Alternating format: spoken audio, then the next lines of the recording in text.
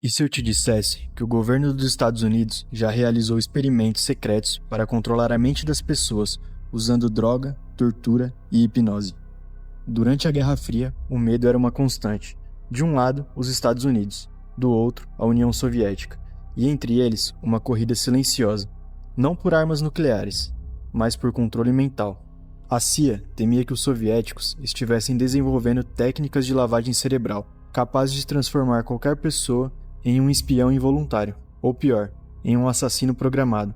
Essa paranoia levou à criação de um dos programas mais obscuros e controversos da história americana, o projeto MKUltra. Lançado oficialmente em 1953, esse projeto ultra-secreto foi autorizado pelo então diretor da CIA, Allen Dulles. A missão? Explorar o uso de drogas, hipnose, choques elétricos, privação sensorial e outros métodos extremos para manipular a mente humana. A ideia parecia saída de um filme, de uma ficção científica, mas era real, financiado com dinheiro público e operando em total sigilo. O MKUltra se infiltrou em universidades, hospitais, prisões e em bases militares. E adivinha só? Tudo em nome da segurança nacional, mas a custo de vidas, da ética e da verdade. O que aconteceu dentro do MKUltra é tão perturbador quanto inacreditável.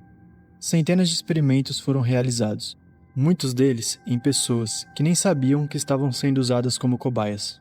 A substância favorita da CIA era o LSD.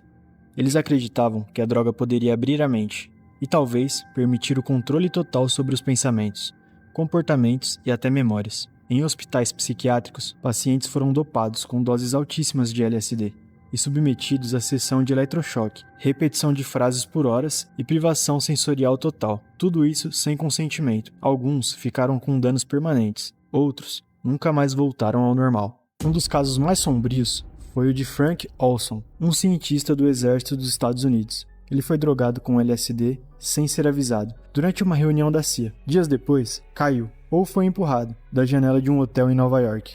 Oficialmente, um suicídio, mas a família dele passou décadas buscando a verdade. As experiências não estavam restritas aos Estados Unidos. Universidades do Canadá também participaram, como a Universidade McGill, onde o Dr. Elwin Cameron conduziu sessões intensas de reprogramação da mente. Pacientes recebiam choques elétricos, eram colocados em coma induzido por semanas, e os ouvidos eram forçados a escutar mensagens gravadas sem parar, tudo com o apoio da CIA. Em outros testes voluntários, vítimas eram colocadas em salas sem luz, sem som e sem contato humano. O objetivo era simples: quebrar a mente, apagar a personalidade, criar uma folha em branco. Mas havia uma pergunta que os cientistas nunca conseguiram responder. Se você destrói completamente uma mente, como reconstrói uma nova do zero? Em 1973, quando o escândalo Watergate começou a sacudir os Estados Unidos, a CIA temeu que os segredos do MKUltra também viessem à tona.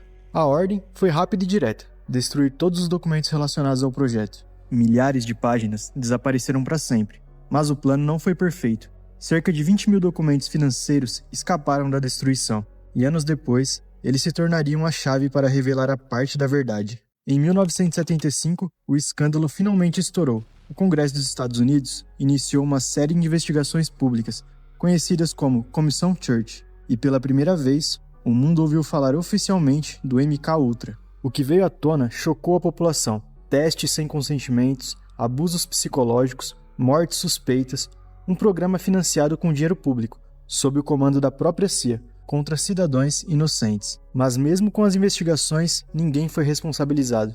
Não houve prisões, nem grandes punições. A justificativa? Disseram, foi uma outra época, com outros métodos. A verdade é que até hoje não sabemos tudo o que aconteceu. Muitos arquivos foram destruídos. Muitos envolvidos jamais prestaram depoimento. E o que sobreviveu?